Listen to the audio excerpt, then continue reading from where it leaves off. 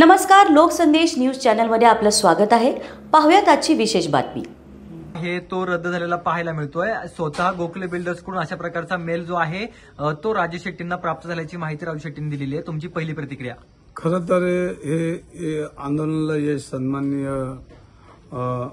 योगी महाराज त्यांचं आहे।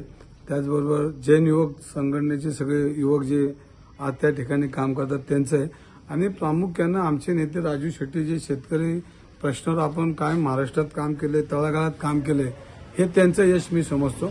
आणि पुणेकरांनी ह्या सगळ्या विषयावर जो पाठिंबा दिलाय, ह्या सगळ्या पुणेकरांचा पाठिंबा, ह्याच्या दिवस ही सुरुवात ह्या व्यवहाराला आता सुरुवात झाली रद्द होण्याची, तर हे सगळं यश त्यांचं आहे।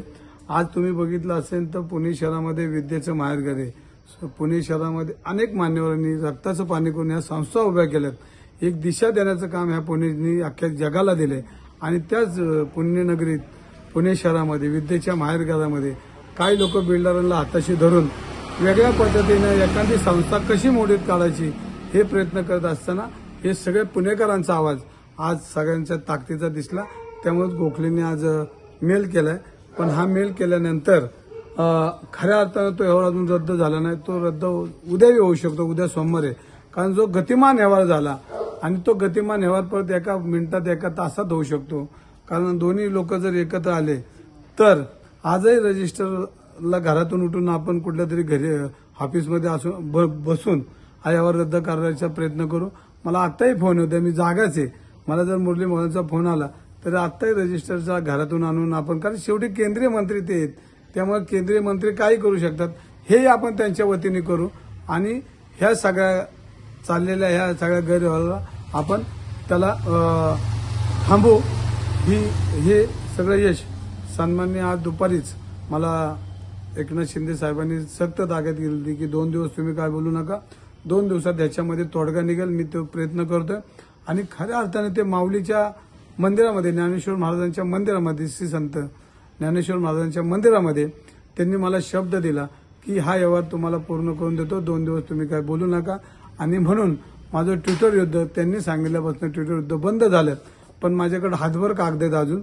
जर त्यांची इच्छा असेल हे मिटवायचं नसेल तर हातभर कागद विशाल गोखले, बडेकर आणि मोहोळ यांना रोज मी पाठवतो आणि त्यांनी रोज एक खुलासा करत, मी आरोप करणार आता खुलासा विचारणार आहे। आणि ह्याच्यामध्ये मग जनतेमध्ये जे जे सामाजिक कार्यकर्ते आहेत, सगळे माहितीचे अधिकाराचे कार्यकर्ते आहेत, त्यांनी हे सगळे तपासावेत आणि ह्याच्यामध्ये दोषी ह्याचा शासनाचा, या मंत्रिपदाचा किती विशाल गोखलेने फायदा घेतलाय आणि लाभ किती घेतलाय हे समाजाला कळेल। परंतु आता आमची लढाई संपलेली आहे। मला शिंदे साहेबांनी सक्त ताकीद दिली की आता तू काय बोलू नको, 2 दिवस मी बोलणार नाही। पण माझ्या अंगावर जी मुघलाची टीम, मुघल सगळे माझ्या अंगावर आले होते एक 10-15 दिवसात, वक्फ बोर्डची त्यांना जरा जागेची काळजी पडली तर त्या मुघलांना ह्या पुणेकरांनी थोपवलेलं आहे असं मला वाटतंय। आणि पुढील कामासाठी शिंदे साहेब जे आदेश देतील त्यांना मी आदेश पाळेन, पण त्यांना मनापासून धन्यवाद देईन। त्यांच्या वाणीतून जो शब्द निघाला तो खरंच आज खरा ठरतोय, म्हणून शिंदे साहेब तुम्हालाही मनापासून धन्यवाद देईन। आमचं जैन समाजाची युवक मुलं बाळं जी शिकणार आहेत ते तुम्हाला प्रचंड आशीर्वाद देतील। आणि तुम्ही मला दुपारीच बोललाय की देव, देश, धर्म यासाठी आपल्या पक्षाची निर्मिती, आपली निर्मिती, आणि ते वाक्य आज खरं ठरलं, म्हणून शिंदे साहेबांना बी मी आणि उद्धव सामंत साहेबांना बी मनापासून धन्यवाद देईन।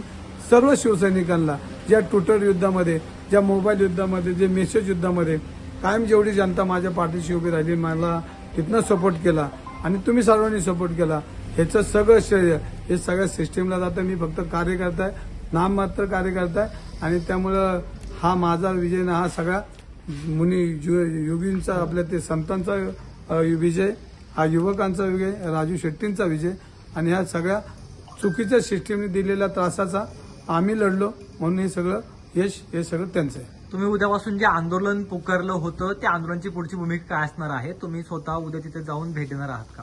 मी ठरवलं होतं की जोपर्यंत हे मुक्त होत नाही तोपर्यंत महावीरांचं दर्शन घ्यायला मी जाणार नाही। परंतु मला आता थोडी आज आशा वाटली की आता हे मुक्त होईल। उद्या मी